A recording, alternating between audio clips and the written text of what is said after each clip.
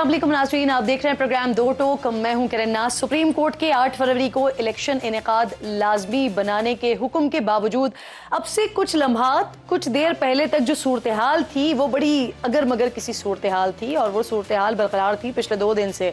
Supreme court ने एक मरतबा फिर इलेक्शन 8 फरवरी को बिला तात्तुल करवाने का हुक्म जो है अब से कुछ देर पहले जारी कर दिया है। इस मामले पर जो कन्फ्यूजन पैदा हुई थी ना नाज़रीन, वो 2 रोज़ पहले उस वक्त पैदा हुई थी जब तहरीक इंसाफ की दरख्वास्त पर लाहौर हाई कोर्ट के सिंगल बेंच ने ब्यूरोक्रेट्स, आरओज और टीआरओज की तैनाती के खिलाफ अपना हुक्म इम्तना उनकी तरफ से जारी कर दिया गया था, जिसके बाद इलेक्शन कमीशन ने आरओज और डीआरओज की जो तरबियत थी वो भी रोक दी थी। जिसके बाद अब 16 दिसंबर यानी कल इलेक्शन कमीशन की तरफ से जो इलेक्शन शेड्यूल का इजरा होना था, ऑब्वियसली जब तरबियत रोक दी तो फिर वो भी कटाई में पड़ गया था। आज फिर इस मामले पर सुप्रीम इलेक्शन कमीशन ने हाई कोर्ट के फैसले को सुप्रीम कोर्ट में चैलेंज करते हुए कलअदम करार देने की इस्तदा की, जिस पर सुप्रीम कोर्ट ने हंगामी समाअत करते हुए लाहौर हाई कोर्ट का फैसला मुअत्तल कर दिया। साथ ही मुअज़्ज़ज़ अदालत ने इलेक्शन कमीशन को भी फौरी शेड्यूल जारी करने का हुक्म दे दिया है। 3 घंटे के अंदर अंदर ये हुक्म दिया गया है कि जारी करें। आरओज और डीआरओज की ट्रेनिंग भी जारी रखने की हिदायत की है। इस तमाम मामले पर सियासी जमातों की तरफ से तहरीक इंसाफ पर इलेक्शन से फरार का इल्ज़ाम जो है वो आयद किया जा रहा है, लेकिन पीटीआई का मौक़िफ़ है कि इलेक्शन आज़ादाना और मुनसिफाना हो और जो रिटर्निंग अफसरान अदलिया की जानिब से हों। इस तमाम पेशरफ्त के दौरान आज कोर्ट ने ब्यूरोक्रेट्स की बतौर आरओज और डीआरओज इंतखाबी अमले के बतौर तैनाती के खिलाफ दरख्वास्त पर लार्जर बेंच तश्कील दिया था, जिसकी समाअत पीर को हो रही थी, जबकि इलेक्शन कमीशन समेत पीपल्स पार्टी, नून लीग, काफ लीग और इस्तेहकाम पाकिस्तान पार्टी की तरफ से लाहौर हाई कोर्ट में जेर समाअत आरओज और डीआरओज केस में फरीक बनने का फैसला भी किया गया था। लेकिन अब सुप्रीम कोर्ट के फैसले के बाद ये मामला नाज़रीन ख़त्म होते हुए दिखाई दे रहा है। इस पर बात करने के लिए प्रोग्राम में मेरे मोअज़्ज़ज़ मेहमानों में मेरे साथ मौजूद हैं निहाल हाशमी साहब प्रोग्राम में ज्वाइन कर रहे हैं, क़य्यूम सिद्दीकी साहब मेरे साथ मौजूद हैं, और इसके साथ साथ अतर काज़मी साहब, तीनों मेहमान मेरे साथ मौजूद हैं। महमूद मौलवी साहब भी मुझे इस्तेहकाम पाकिस्तान पार्टी से ज्वाइन कर रहे हैं। मैं आप चारों मेहमानों की बहुत शुक्रगुजार हूँ। बहुत हैपनिंग वाला डे, एक बार फिर वही आज से कोई तकरीबन 1.5-2 साल पहले जो अप्रैल में एक सिलसिला शुरू हुआ था, किस तरह से अदालतें खुली थी, आज एक बार फिर वही मामला शुरू हुआ है। और ऐसा लग भी रहा था कि इलेक्शन के मामले पर फुल एंड फाइनल कोर्ट है वो अदालत के पास ही जाएगी और फिर वहीं से ही कोई हुक्म आएगा, और आज बड़ी मजीद क्लैरिटी नजर आ गई है। निहाल साहब, जरा आपसे बात का आगाज कर लेते हैं सर, सारे मेहमानों की इजाजत से। निहाल हाशमी साहब भी साथ होंगे। महमूद साहब, जरा पहले आप सर कमेंट कीजिएगा। सर, सुप्रीम कोर्ट ने लाहौर हाई कोर्ट का ये फैसला मुअत्तल किया, इलेक्शन कमीशन को आज ये इलेक्शन प्रोग्राम जारी करने का पाबंद भी किया। सर, क्या पिछले चंद दिनों में ये जो मुलतवी होने की बातें हो रही थी, एक इबहम किसी सूरत हाल बहरहाल पैदा हो गई थी, अब वो विजन क्लियर हो गया है? महमूद साहब देखिए, पहली बात तो आज की जो जजमेंट आई है इस पे तो बड़ी खुशाइन बात है कि सुप्रीम कोर्ट का जजमेंट आया, मगर मुझे अब भी जो है बहुत सी चीज़ों पे तशवीश ये है कि देखें, सुप्रीम कोर्ट और लाहौर हाई कोर्ट के कुछ जजेस, मैं कहूँगा वो एक पेज पे नहीं है।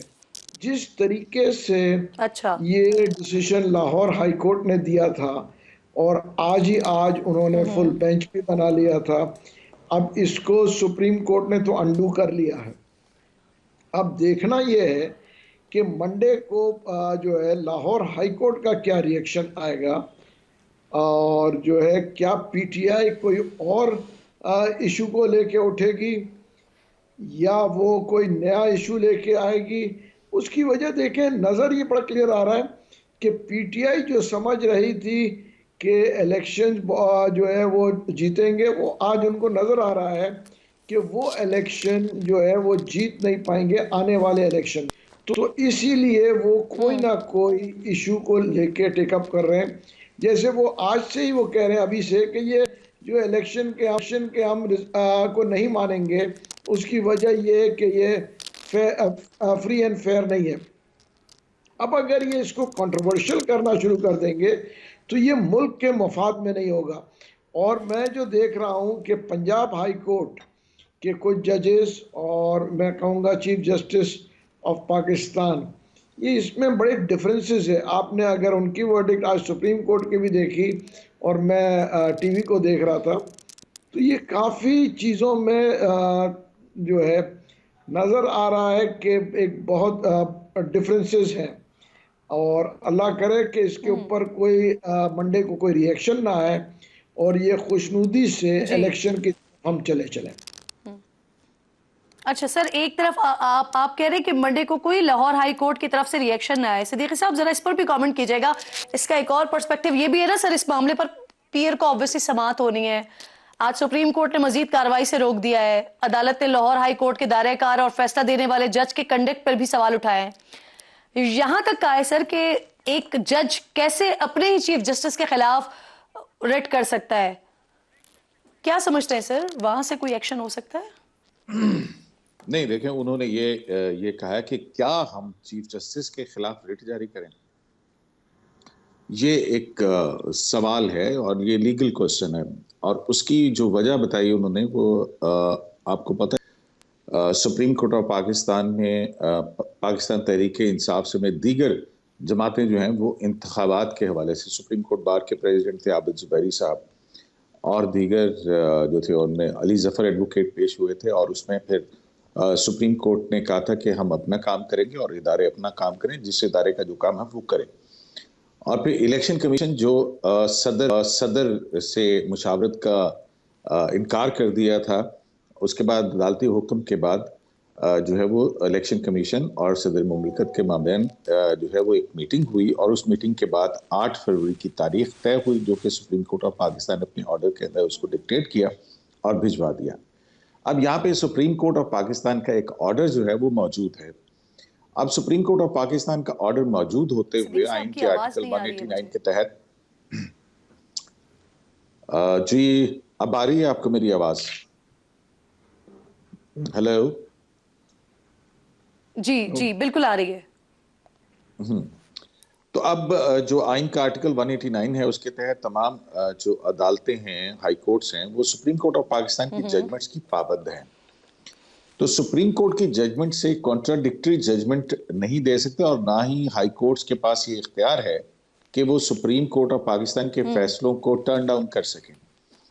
अब इसी तरह का मामला जो है वो जनरल परवेज मुशर्रफ उस केस के अंदर भी है, जिसमें जस्टिस मुजाहिर नकवी की सरबराही में 3 रुकनी बेंच ने सुप्रीम कोर्ट के उस वक्त के ऑर्डर के बरक्स जो है वो जो ट्रिब्यूनल था और अपने ही हाई कोर्ट के जजेस के ऊपर मुश्तमिल ट्रिब्यूनल था, उनके खिलाफ रिट जारी करके, रिट की जुरिस्डिक्शन के अंदर उन्होंने मुशर्रफ के ट्रायल की जो अदालत थी उसको ही कहा था कि यही उसको ही कलअदम कर दिया था। वो केस जो है वो भी सुप्रीम कोर्ट ऑफ पाकिस्तान में है, और उसी हवाले से यही नुक्ता जो है वो उसके अंदर भी है। और ये आज जो चीफ जस्टिस ने कहा कि क्या ये अटॉर्नी जनरल से पूछा कि जुडिशियल मिसकॉन्डक्ट के अंदर नहीं आता। अब ये एक सवाल जो है वो खड़ा हो गया है कि एक ये मेरा ख्याल है कि बहुत बड़ा सवाल है कि आया सुप्रीम कोर्ट ऑफ पाकिस्तान मुल्क की सबसे बड़ी अदालत है, और फिर दूसरा हाई कोर्ट ने अपने इख्तियार समात से तजावुज करके सारे मुल्क के अंदर इंतखाबात रोक दिया। अब इलेक्शन हाई कोर्ट की जुरिस्डिक्शन जो है वो तो पंजाब के हद आपकी इसी बात को मैं आगे बढ़ाऊंगी। जी, ये जो आप पॉइंट रेस करें ना, इसी बात को मैं आगे बढ़ाऊंगी। अतरे साहब, पीर को लाहौर हाई कोर्ट की समाअत होनी है, क्या होगा अब उस समाअत का? नहीं होगी अब उसकी समाअत। देखें, इसमें तो पहले तो कुछ चीज़ें क्लियर करने की ज़रूरत है। कहीं पे भी इंतखाबात के इल्तवा या इंतखाबात की तारीख या सुप्रीम कोर्ट के फैसले के खिलाफ कोई पटिशन नहीं हुई। पटिशन क्या थी? पटिशन ये थी कि ये जो इंतखाबी आरोज़ लगाए जा रहे हैं जिन्होंने इंतखाबात करवाने, ये वो शख्सियात हैं जो मसलसल हमारी जमात को मुबैना तौर पर इल्ज़ाम लगाया उन्होंने कि हमारे खिलाफ इंतकामी कार्रवाइयाँ कर रहे हैं। कई दर्जन MPOs के ऑर्डर जारी कर चुके हैं, अदालत छोड़ती है, बाहर MPO के ऑर्डर के तहत दोबारा पकड़ लिया जाता है। शेर अफजल मरवत साहब की मिसाल, हालिया मिसाल हमारे सामने। तो ये कहा गया था, इस्तदा ये की गई थी कि आप अदलिया से जो है आरोज़ लिए जाएं। ये कहीं पे नहीं कहा गया कि जी आप शेड्यूल रोक दें, इंतखाबात की तारीख रोक दें। तो मुझे ये, मेरी समझ से तो ये बिल्कुल बाला है कि ये कैसे कहा जा रहा है कि जी इंतखाबात रोकने की कोई पटिशन थी। हाँ, उसमें इशू हो सकता है कि जनाब अगर वो आएंगे तो उनकी ट्रेनिंग होगी और वो वगैरह जो भी होना था वो आगे जाके चीज़ डिस्कस हो सकती थी। दूसरी बात, ये जो मामला है इस वाला, इसमें अब एक और लेकिन इसी चीज पर, सॉरी टू इंटरप्ट यू, लेकिन इसी चीज पर जजेस साहिबान की जानिब से भी कहा गया कि आपके पास टाइम मौजूद मौजूद था, आप उस वक्त चले जाते, आप बिल्कुल एंड नोट पर गए हैं और उसके लिए सुप्रीम कोर्ट का फोरम भी मौजूद था, इलेक्शन कमीशन भी जाया जा सकता था, सुप्रीम कोर्ट का अपना फोरम भी मौजूद था, लाहौर हाई कोर्ट ही पर्टिकुलरली गए मामले को लेकर।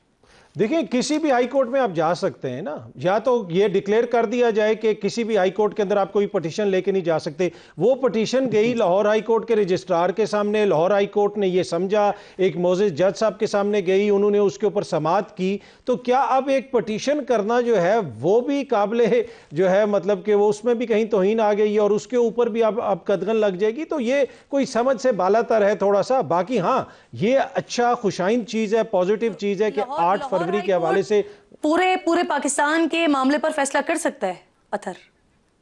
नहीं, उन्होंने तो इलेक्शन कमीशन को किया ना, इलेक्शन कमीशन को कहा कि ये जो आरोज आप लगा रहे हैं इस हवाले से बताएं। फैसला तो उसमें जो आया उसके अंदर अगर आप पैरा 5 और 6 पढ़ें, उसके अंदर ये लिखा हुआ है कि एक सियासी जमात को मसलसल कर्टेल करने की कोशिश की जा रही है, मसलसल उनके खिलाफ मुबैना तौर पर इंतकामी कार्रवाइयाँ हो रही हैं। वो सारी चीज़ें हैं ना। अब डेमोक्रेसी के खिलाफ जो साजिश है वो सिर्फ इंतखाबात को रोकना नहीं, साफ और शफाफ इंतखाबात को यकीनी बनाना भी डेमोक्रेसी का एक बड़ा इंपॉर्टेंट आंसर है। दूसरी एक और चीज़, अब ये भी शायद आगे जाके तो मैं अतर साहब से, अतर काज़मी साहब से माजी में जो लाहौर हाई कोर्ट के अंदर केस चल रहा था, लाहौर, एक मिनट में क्यूम साहब अपनी बात कर, किसकी आईनी जिम्मेदारी किसकी है ये बता। सिद्दीकी साहब लेट हिम कंप्लीट सर, मैं आऊंगी आपकी तरफ, फिर आप प्लीज अपनी बात उस वक्त कीजिएगा। दूसरा उसमें ये नुकता भी है कि लाहौर हाई कोर्ट में इंतखाबात की तारीख के हवाले से कोई केस नहीं था, लाहौर हाई कोर्ट में इंतजामिया के रवैये के हवाले से था। और आज सुप्रीम कोर्ट में कहा गया कि इंतजामी अफसरान तो सारे चेंज कर दिए गए हैं। क्यूम सिद्दीकी साहब जो हैं वो साहब समझते हैं इन मामलात को, बता दें कि क्या इस्लामाबाद का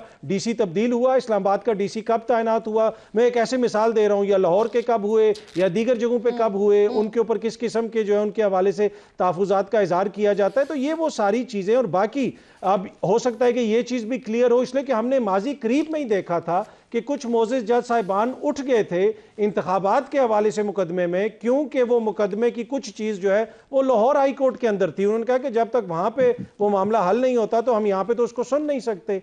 ये भी एक चीज़ हमने देखी थी। और दूसरा, इलेक्शन कमीशन ने जितनी जल्दी मामलात को रोका, जब माजी में सुप्रीम कोर्ट ने हुक्म दिया कि आप इलेक्शंस करवाएं तो उस वक्त उन्होंने नहीं करवाए। अब ये तासुर दिया जा रहा है कि जी वहां पे आरओज़ के हवाले से एक पटिशन गई थी तो लिहाजा सारा मामला रुक गया। तो बहुत सारी चीजें इसमें देखने के हवाले से नहीं, वो उस वक्त भी तैयार थे, हुकूमत तैयार नहीं थी सर। सिद्दीकी साहब आप कमेंट कर लें अपना, आप कुछ बात कर रहे थे तो मैं आपको इंटरप्ट किया था, फिर मैं महमूद साहब से सवाल करूंगी। सर कंप्लीट कर लें। जी, अतर काज़मी साहब बहुत शायद ये मासूमाना सवाल कर रहे हैं या उठा रहे हैं, या इनको शायद चीज़ों का पता नहीं है। इस्लामाबाद का डीसी तब्दील हो चुका हुआ है। अच्छा, उसके बाद दूसरी बात ये है कि जब से निगरान सेटअप आया है उसके बाद से जो तकरीरें ज़ाहिर है कि इलेक्शन कमीशन ऑफ पाकिस्तान के पास हैं जितनी भी ट्रांसफ़र पोस्टिंग्स हो रही हैं, अभी भी हाल ही में हुई हैं। दूसरी बात ये जो है, जो जुरिस्डिक्शन का मामला का है, बिल्कुल ये बात ठीक है कि अगर एक मामला जो है वो हाई कोर्ट के अंदर पेंडिंग हो तो उसके ऊपर अज खुद नोटिस नहीं लिया जा सकता है। अतर काज़मी साहब जो बात कर रहे हैं ना, जिसको गडमट करने की कोशिश करें, मेरा ख्याल है कि शायद ये लाइल्मी होगी, जानते बूझते वो नहीं कर रहे हैं, कि हाई कोर्ट के अंदर पेंडिंग मामला था, उसके ऊपर अज खुद नोटिस लिया था गुलाम मोहम्मद डोगर की ट्रांसफ़र के केस के अंदर, जनाब इजाजुल एहसन साहब और जस्टिस मुज़ाहिर नकवी साहब। तो वो एक बिल्कुल मुख्तलिफ मामला है। यहाँ पर जो है हाई कोर्ट ने फाइनल रिलीफ ग्रांट कर दिया है, जिसके अंदर उन्होंने आरओज का नोटिफिकेशन, जो कि इलेक्शन कमीशन ऑफ पाकिस्तान के भी आरओज थे, उनको भी जो है उसका नोटिफिकेशन कलअदम कर दिया। दूसरी बात यह है कि आज आपने देखा होगा कि इलेक्शन कमीशन ने बताया कि मुअज़्ज़िज़ chief justice Lahore high court से हमने कहा कि जुडिशल अफसरान जो है वो फराहम कर दिए जाएं, तो उन्होंने कहा कि उनके पास ड्यूटीज हैं, हम फराहम नहीं कर सकते। तीसरी बात, आपको याद होगा कि एक इलेक्शन हुआ था और उस इलेक्शन पर जनाब साबिक चेयरमैन पीटीआई जो हैं उन्होंने कहा था कि ये आरओज का इलेक्शन है, और इफ्तिखार मोहम्मद चौधरी साबिक चीफ जस्टिस थे, उन्होंने कहा कि अदलिया का किरदार शर्मनाक है। उस पर जो है इनके खिलाफ कंटेम्प्ट की कार्रवाई हुई थी और हामिद खान साहब ने फिर जाके अदालत के अंदर माफी मांगी थी। तो कभी जो है वो, और ये कहीं नहीं लिखा इलेक्शन एक्ट के अंदर, अब जो 2018 के इंतखाबात हैं वो भी इसी ने करवाए थे। हाँ, अगर किसी पर्टिकुलर चीज के ऊपर कोई होता, अब 1500 आरओज जो हैं, जब इलेक्शन जो है वो चल चुका हुआ हो, अगर फिर यहाँ पे भी आपको हाजी सैफुल्लाह केस की भी मिसाल बात कर देते हैं कि जहां पर उस वक्त जो है वो असेंबली को गैर आईनी तहलील किया गया था, लेकिन इलेक्शन शुरू हो चुका था, तो लिहाजा इलेक्शन के अंदर कौम सर जाने के लिए आपका तैयार थी। हाँ, ठीक, हाँ। आपका पॉइंट आ गया, बिल्कुल आपका पॉइंट आ गया। अच्छा महमूद अच्छा, साहब, इसमें ये किरण आरओज ने और एक छोटी डीआरओज सी के बात- इलेक्शन नहीं, पर किरण एक छोटी सी बात, किरण एक छोटी सी जी, बात सिर्फ जी, जी, जी, मैं कयूम सदीकी साहब से पूछना चाहूंगा कि इस वक्त डीसी इस्लामाबाद कौन है और उनकी कब तैनाती हुई? मेरा ख्याल है कुछ अर्सा पहले ही हुई है उनकी तैनाती, जो है कौन थोड़ा है? सा हो गया होगा मेरे ख्याल में। मैं क्योंकि क्या जिले इंतजाम में cover इरफान नहीं नवाज करता। मेमन इरफान नवाज मेमन साहब नहीं है डीसी? उनकी अच्छा, उससे तैनाती अप्रैल 2022 में हुई थी। उनसे पहले कौन थे? अप्रैल 2022 में हुई थी उनकी, पीडीएम की हुकूमत के दौरान उनकी तैनाती हुई थी। निगरान हुकूमत ने आके बिल्कुल तब्दील नहीं की। अगर दरखास्त गुजार का यही- ग्रीवेंस ये है कि इस्लामाबाद के डीसी को तब्दील नहीं किया गया, तो उसके लिए डीसी नहीं, jurisdiction overall Islamabad high court इंतजामिया की। के हवाले से ओहो, नहीं, मैं ओवरऑल वही कह रहा हूं इंतजाम, ना, इसलिए कि आपने उसके कह हवाले दिया से- कि जी उसके डीसी तब्दील हवाले हो से- गए, मैंने कहा कि वही ये शिकायत है। अतर काजमी साहब, उसके हवाले से इस्लामाबाद की 2 सीट्स के ऊपर इस्लामाबाद हाई कोर्ट की जुरिस्डिक्शन थी, वो यहां आ जाते। नहीं, वो हर जगह पे मुख्तलिफ जगहों पे कह रहे हैं ना कि सैकड़ों एमपीओ जिन लोगों ने जारी किए, एमपीओ के तहत जो लोग बार बार लोगों को गिरफ्तार कर रहे हैं, क्या वो साफ और शफाफ इलेक्शंस करवा सकते हैं? ये नुकता है, किसी एक देखिए, साफ शफाफ इंतखाबात मामला नहीं है। उसके लिए फिर इस्लामाबाद हाई कोर्ट का फोरम भी था, सुप्रीम कोर्ट भी था, इलेक्शन कमीशन पे भी जाया जा सकता था। ठीक है, हम बहस को थोड़ा सा आगे बढ़ाते हैं ना गुफ्तगू को। महमूद साहब खामोशी से बैठे हैं। इसमें महमूद एक साहब, चीज ये देखने वाली पीपल्स बात है पार्टी कि ने भी हमारी आरोप, तमाम पॉलिटिकल पार्टीज जो हैं वो देखें, अभी तो इंतखाबात के अंदर सिद्दीकी साहब प्लीज इजाजत पार्टी ने भी आरोप, सिद्दीकी साहब इजाजत दें मुझे, महमूद साहब से सवाल करने दें, मैं आऊंगी दोबारा आपकी तरफ आपकी बारी पे, तो फिर आप अपनी बात कंप्लीट कर लीजिएगा। महमूद साहब, ये पीटीआई ने भी एतराज किया आरओज पर, डीआरओज पर, पीपल्स पार्टी की तरफ से भी एतराज आया, और पीटीआई तो इस मामले पर अदालत ही चली गई। इस्तेहकाम पाकिस्तान पार्टी सर ब्यूरोक्रेट्स की तैनाती के हवाले से, तो इस्तेहकाम पाकिस्तान पार्टी का क्या पॉइंट ऑफ व्यू है सर इस पर? देखिए, हमारा पॉइंट ऑफ व्यू ये है कि ये जो ब्यूरोक्रेट्स हैं, ये बहुत अच्छे ब्यूरोक्रेट्स हैं और अच्छे अफसर हैं, हमें इनके ऊपर पूरा यकीन है, और ये जो भी इलेक्शन होगा हम उसके रिजल्ट्स को एक्सेप्ट करेंगे। ठीक है, ये तो अगर आज से ही हम कहना शुरू कर दें कि हमें ये एक्सेप्टेबल नहीं है, और तो ये कल की तैयारी कर रहे हैं कि जब इलेक्शन के रिजल्ट्स आएंगे ये कहेंगे हम तो पहले से कह रहे थे कि हमें एक्सेप्टेबल नहीं है। ठीक है ना, ये तो इलेक्शन को के रिजल्ट्स को कंट्रोवर्शियल हो जाएगा।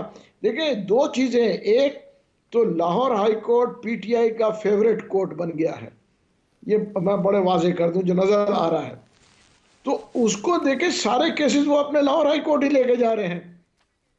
इसलिए मैं कह रहा हूं कि मंडे को देखना ये है कि वहां से रिएक्शन क्या आएगा, और इसको मैं तो ये सब सारी पार्टी से कहूंगा, खुदारा इस इलेक्शन को कंट्रोवर्शियल ना करे। इकोनॉमी इस मुल्क की अफोर्ड नहीं कर सकती है, मुल्क जिस इकोनॉमी क्राइसिस में चल रहा है, अगर इसके इलेक्शन को रिजल्ट्स को कंट्रोवर्शियल करके और फिर हमें वही शोर शराबा करके और रोडों पे आके और तमाशा करना है, वो तो वुड बी अ डिजास्टर। तो चीजों को माशी बहरान से निकलने के लिए, जो सियासी बहरान है इससे निकलना होगा, और उसके लिए सबसे इंपॉर्टेंट चीज फ्री एंड फेयर इलेक्शंस ही हैं। आप सही कह रहे हैं अतर साहब, ये जो आज सारा मामला हुआ है, आप नहीं समझते हैं कि इस आज के सारे मामले की वजह से पाकिस्तान तहरीक इंसाफ की साख बहुत ज्यादा मुतासिर हुई है? क्योंकि 2 दिन पहले लाहौर हाई कोर्ट में पिटीशन आने से पहले तक तो एक इस तरह का तासुर था, एक ऐसी फिजा बनी हुई थी कि सिर्फ पाकिस्तान तहरीक इंसाफ ही है जो इलेक्शन चाहती है, बाकी तमाम जमातें जो है वो किसी न किसी तरीके से कोई लेवल प्लेइंग फील्ड की बात करके, कोई और बात करके ये इलेक्शन से भागना चाहते हैं। लेकिन एक पीटीआई है जो इलेक्शन में कॉन्टेस्ट करना चाहती है। लेकिन आज के फैसले के बाद ये तासुर उभर रहा है कि शायद पाकिस्तान तहरीक इंसाफ ही वो वाहिद जमात है जो इलेक्शन से फरार चाह रही है। देखें, किसकी साख मुतासर हुई है वो तो इलेक्शंस में पता चल जाएगा, सामने नज़र आ जाएगा।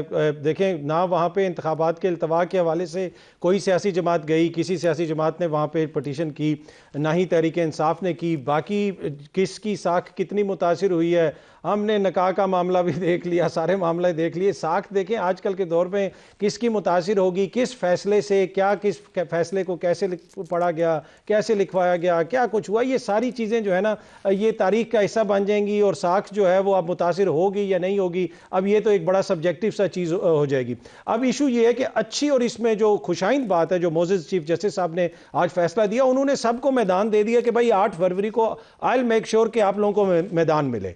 आपको आरओज पे इतराज हो सकता है, इस चीज़ पे इतराज हो सकता है, और वो माजी में भी था, जुडिशरी से आरओज आए उस वक्त भी इतराज होता था। लेकिन अब डेट आ गई है, सारी सियासी जमातें इलेक्शन लड़ें। और ये भी देखें, फिर इलेक्शन जो देना पाकिस्तान की कौम को और उसकी एक तारीख देना, ये कोई कौम पे आप एहसान कोई भी नहीं कर रहा, कोई इदारा भी एहसान नहीं कर रहा। ये प्रिंसिपल 50 साल पहले आपके आइन के अंदर लिखा हुआ है कि ये अवाम का हक है, उसके ऊपर किसी का कोई एहसान नहीं। हाँ, अब ये मेक श्योर करना है कि ये जो इलेक्शंस हों ये फ्री एंड फेयर हों, उसमें तमाम सियासी जो जमातें हैं उनको राइट मिले कि वो अपने उसके हक, आईनी हक के मुताबिक उसमें हिस्सा लें। लेकिन अच्छी चीज मुझे जो आज के फैसले में नजर आ रही है कि कम अज कम के इलेक्शन की तारीख के ऊपर दोबारा मोअज़्ज़िज़ अदालत ने कहा कि जनाब इस डेट पे इलेक्शंस होंगे।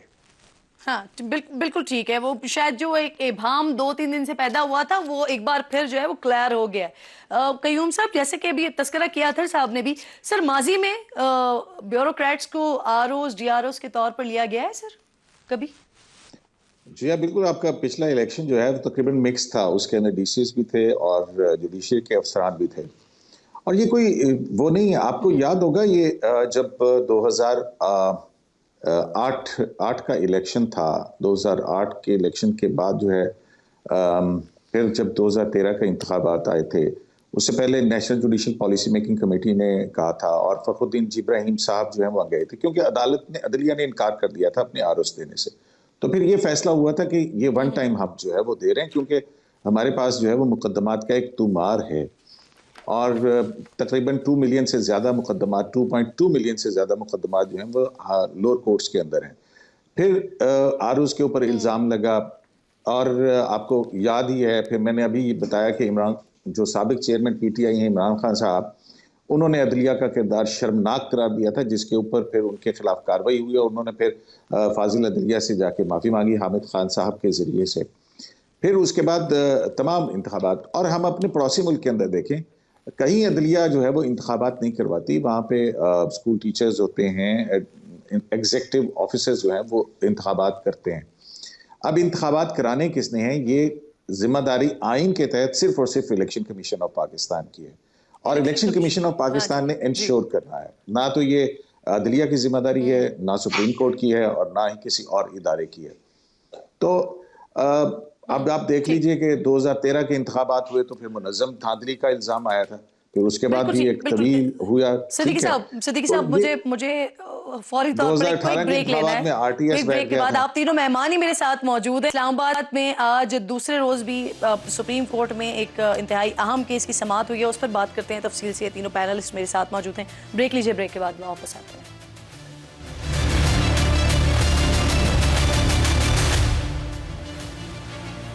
प्रोग्राम में एक बार फिर जी आपको खुशामदीद कहूंगी। नाज़रीन, सुप्रीम कोर्ट में मुसलसल दूसरे रोज इस्लामाबाद हाई कोर्ट के साबिक जज शौकत अजीज सिद्दीकी, इनकी बरतरफी केस की समाअत हुई है।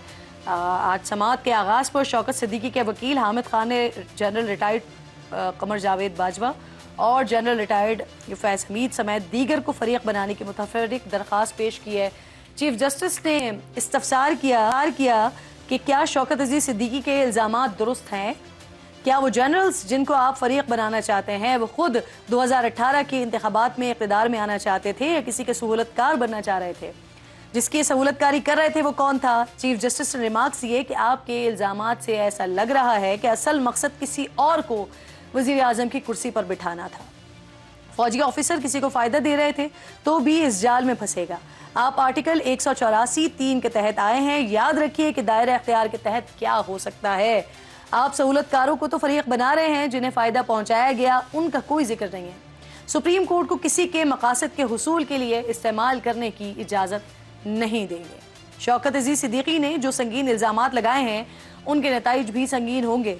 इस मौके पर बार काउंसिल के वकील सलाउद्दीन ने मौक़िफ़ अपनाया कि साबिक जज ने तहरीरी जवाब में जिन लोगों का नाम लिया है हम उनको फरीक बना रहे हैं। शौकत सिद्दीकी ने बानी PTI समेत किसी और को फ़ायदा देने की बात नहीं की है। मफरूज़े पर हम किसी को फ़ायदा पहुँचाने के लिए किसी का नाम नहीं ले सकते, जिस पर चीफ जस्टिस ऑफ पाकिस्तान ने कहा कि इसका मतलब है कि शौकत अजीज सिद्दीकी की बात भी मफरूज़ा है। बैरिस्टर सलाउद्दीन ने कहा कि जिन 5 अशखास का नाम आ रहा है उन्हें फरीक बनाया जाए। बैरिस्टर सलाउद्दीन ने कहा कि जुडिशल सिस्टम पर दबाव डालकर नवाज शरीफ को निकाला गया।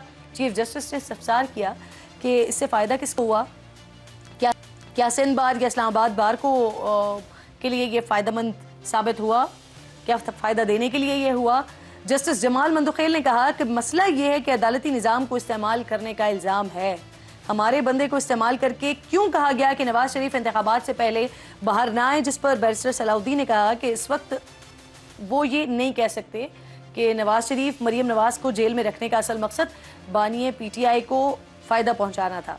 अदालत ने नाज़रीन साबिक army chief general Bajwa, brigadier Tahir Wafai, brigadier Faisal Marwat को नोटिस जारी किए, उनको जारी करने की दरखास्त को मुस्तरद किया है। साबिक chief justice Islamabad high court Anwar Kasi, brigadier Irfan Ramay और साबिक registrar supreme court Arbab Mohammad Arif को नोटिस जारी किया और समात गैर मुअय्यना मुद्दत के लिए ये मुलतवी कर दी गई है। इसी आगे बढ़ाते हैं।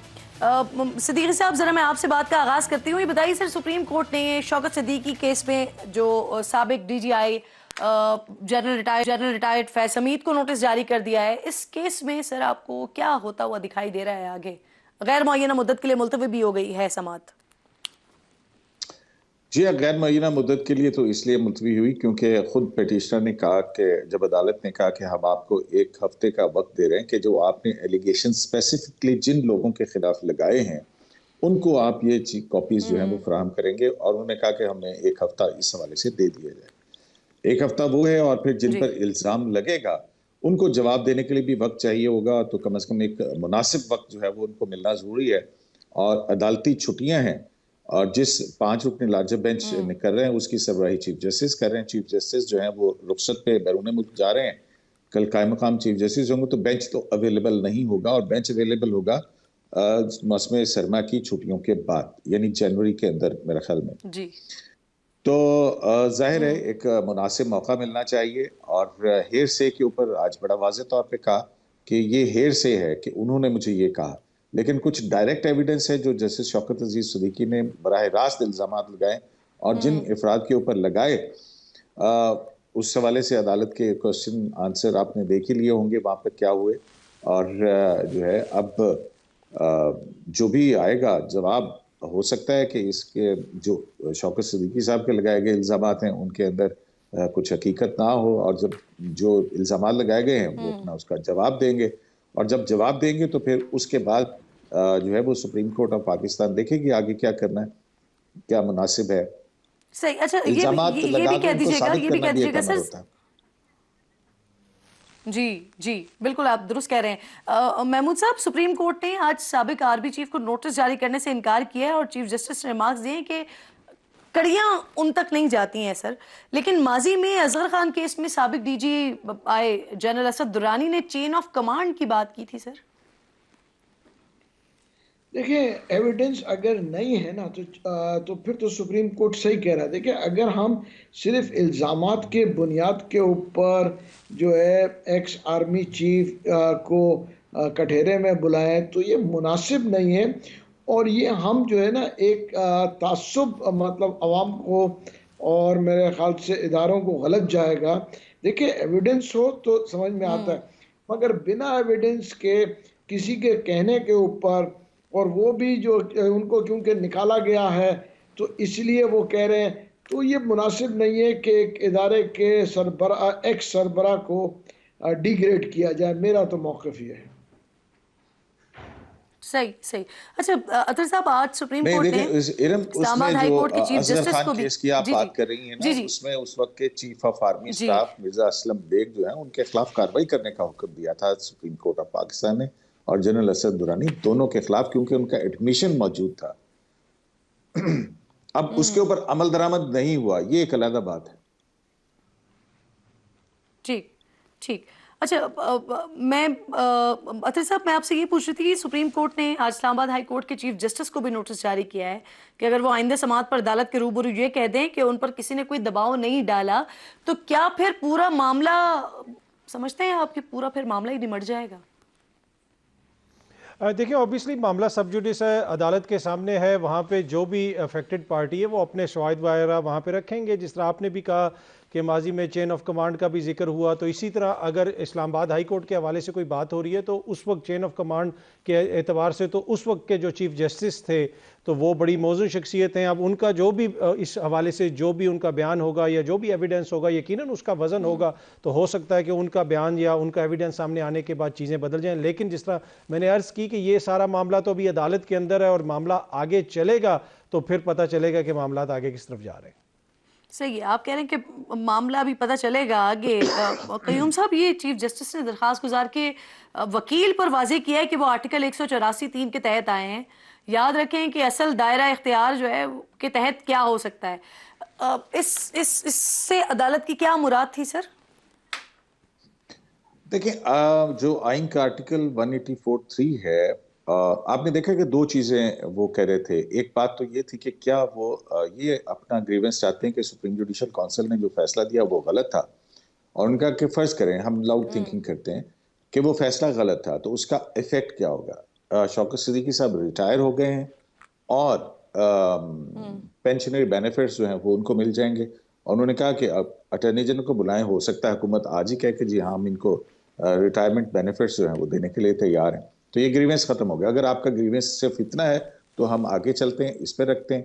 लेकिन अगर आप जमहूरियत की और आइन की और हुक्मरानी के लिए और पाकिस्तान के अंदर आइंदा ऐसा ना हो उसके लिए हैं, तो फिर उसके लिए आपको जो है बताना चाहिए कि आप चाहते क्या हैं, ये अब आपने फैसला करना है।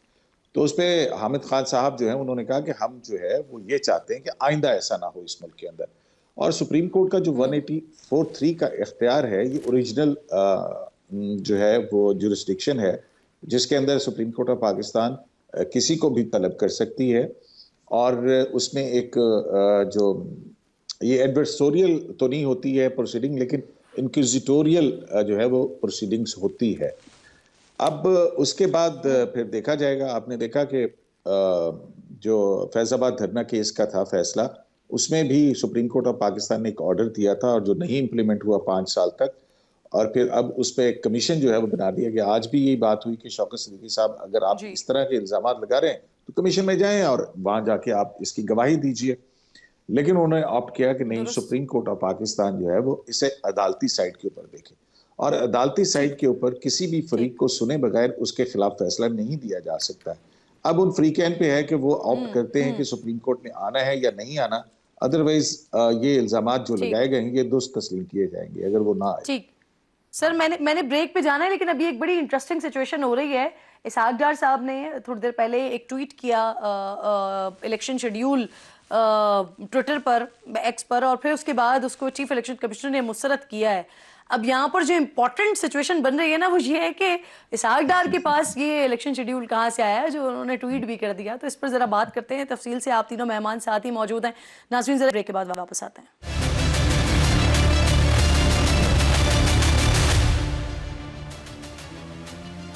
वेलकम बैक वंस अगेन जी। बड़ी इंटरेस्टिंग सी सिचुएशन अभी थोड़ी देर पहले हुई है। साबिक वजीर ख़जाना इसहाक डार साहब, उनकी जानिब से एक ट्वीट किया गया और ट्वीट में बाकायदा पूरा उन्होंने इलेक्शन शेड्यूल ही जारी कर दिया।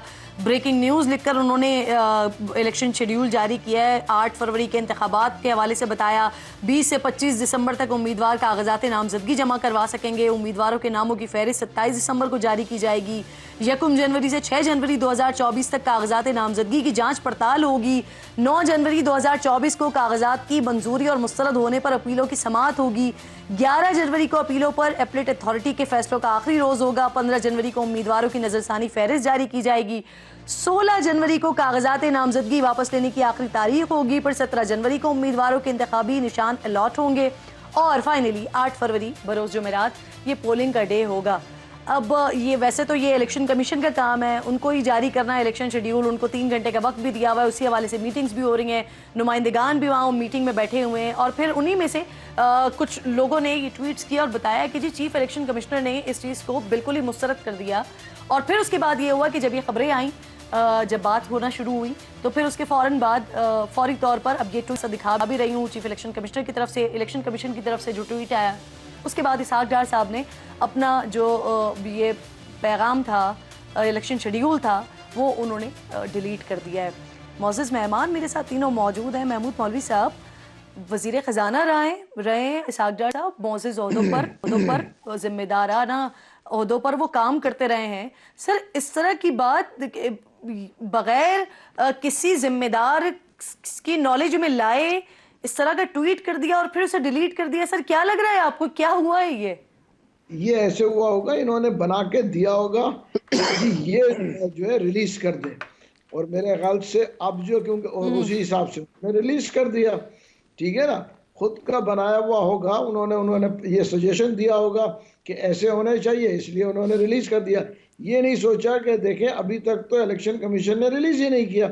और ये पॉलिटिक्स में देखें जो नीचे के लोग होते हैं ना, जो उनके एडीसी या उनके सर फटाफट ट्वीट कर लें आप, नहीं सर, ट्वीट सब पहले आना चाहिए। सर वो कह रहे हैं इलेक्शन कमीशन ऑफ पाकिस्तान ने आम इंतखाबात का शेड्यूल जारी कर दिया, ये इसहाक डार साहब ने लिखा है अपने हैंडल से। देखिए, इनको मैं आपको बता दूं, आम हालत में इसहाक डार साहब खुद 100% नहीं लिखते होंगे, उनके पीए या कोई लिखता होगा, और उन्होंने ये उठा के फौरन जो है माइलेज लेने के लिए रिलीज कर दिया, जहां तक मेरा एक अंदाजा है। और सजेशन ये दिया होगा कि जी ऐसे आएगा, तो उन्होंने उसको रिलीज कर दिया। मेरा तो ये व्यू है। आप कह रहे हैं आपका ये व्यू है, तो अतर साहब आपको भी ऐसे ही लगता है? पीटीआई का व्यू है ना, इसके ऊपर सही तस्दीक करेंगे। देखें, इसमें मुझे तो लगता है कि इसहाक डार साहब ने थोड़ा सा कसरे नफसी से काम लिया। वो चाहते तो इलेक्शन के नताइज भी यहाँ पे आज अनाउंस कर सकते थे, वो बता देते कि इतनी जमातें इतनी जीती हैं, हमने इतनी सीटें जीती हैं। और दूसरा ये मुझे लगता है गलत फहमी भी हो सकता है कि इसहाक डार साहब कहना चाह रहे हों कि हमने इलेक्शन कमीशन को जो है शेड्यूल भेज दिया है, हमने उनको जारी कर दिया, अब उनकी मर्जी है कि वो इसमें क्या रद्दो-बदल करते हैं। तो ये सारे मामलात हो सकते हैं इसमें। तो मेरे ख्याल में हमें ज़्यादा हैरान नहीं होना चाहिए। वो चाहते तो नताइज भी अनाउंस कर सकते थे। अभी उन्होंने तो सिर्फ शेड्यूल अनाउंस किया। क्या इलेक्शन कमीशन इस पर कोई एक्शन ले सकता है सर?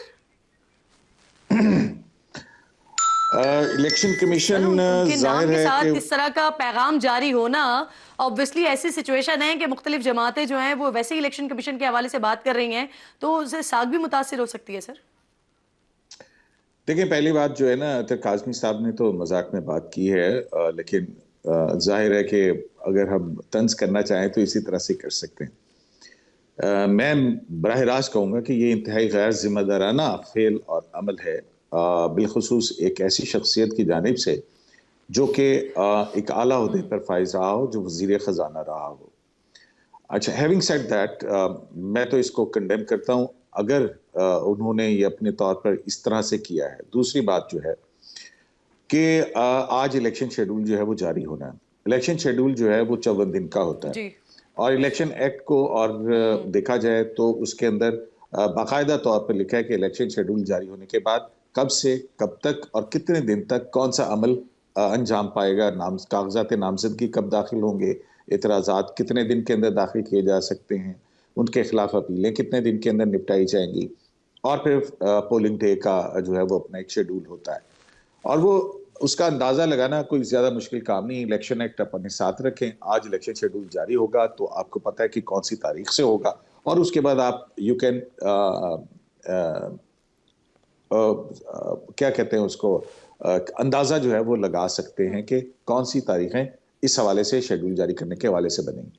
लेकिन ये काम मेरा इरम आपका है, ये उनका काम नहीं है जो इसहाक डार साहब करें। मेरा ख्याल में कि ये एक काबिल मुज़म्मत बात है कि एक आईनी इदारे के हदूद के अंदर जाके उसको इस तरह की बात करना। सही इसके साथ साथ एक और भी बड़ी अहम ब्रेकिंग न्यूज आ गई है। निगरां वजीर दाखिला सरफराज बुगटी साहब, उन्होंने अभी थोड़ी देर पहले ही, अब खबरें आना शुरू हो गई हैं, इस्तीफा दे दिया। 13 दिसंबर को निगरां वजीर आजम को उन्होंने अपना इस्तीफा पेश किया था। मंजूरी की तस्दीक जो है वो अभी तक नहीं हो सकी। अच्छा, सोशल मीडिया पर अथर बहुत ज़्यादा ये चल रहा था कि अगर 100% इलेक्शन हुए तो निगरां जो वजीर दाखिला हैं वो इस्तीफा दे देंगे। और 13 तारीख का बताया जा रहा है कि 13 तारीख को, यानी आज से 2 रोज़ पहले सरफराज बुगटी साहब ने इस्तीफा दे दिया है और आम इंतखाबात में हिस्सा लेने के वो ख्वाहिशमंद भी हैं। तो क्या लग रहा है आपको इससे? निगरां वजीर दाखिला भी फॉर श्योर हैं कि भाई अब होने जा रहे हैं इलेक्शन? जी यकीनन देखें, ये तो उनका आईनी हक है अगर वो चाहते हैं कि उन्होंने इलेक्शन लड़ने हैं। और पर मसला ये है कि ये बड़ा इंपॉर्टेंट ओहदा है जो उन्होंने संभाला हुआ था। मुल्क की जो सिक्योरिटी की सिचुएशन है वो भी हमारे सामने, और वजीर दाखिला का बड़ा इसमें कलीदी किरदार होता है। तो अब कितनी जल्दी रिप्लेसमेंट मिलेगी, काकड़ साहब जो है किसको लेके आएंगे काबीना में, तो ये सारी चीज़ें देखनी पड़ेंगी। जहाँ तक उनके इस्तीफे देने का ताल्लुक है और इंतखाबात लड़ने की ख्वाहिश है, मेरे ख्याल में ये तो उनका आईनी और जमहूरी हक है। अगर वो चाहते हैं तो ज़रूर उनको ये करना चाहिए। लेकिन जो सबसे इम्पोर्टेंट चीज़ है वो सर इलेक्शन ही है। मुल्क में ऑब्वियसली माशी इस्तेहकाम के लिए बहुत ज़्यादा ज़रूरी है कि सियासी इस्तेहकाम, और सियासी इस्तेहकाम के लिए ये सबसे ज़्यादा ज़रूरी चीज़ है कि सबसे पहले हम फेयर एंड फ्री इलेक्शंस की तरफ चले जाएं। आप तीनों मेहमानों का बेहद शुक्रिया। इंशाल्लाह नाज़रीन से होगी। अपना और अपने मुल्क का खास ख्याल रखिए और फ़लस्तीन को अपनी दुआओं में याद रखिए। अल्लाह के बाद।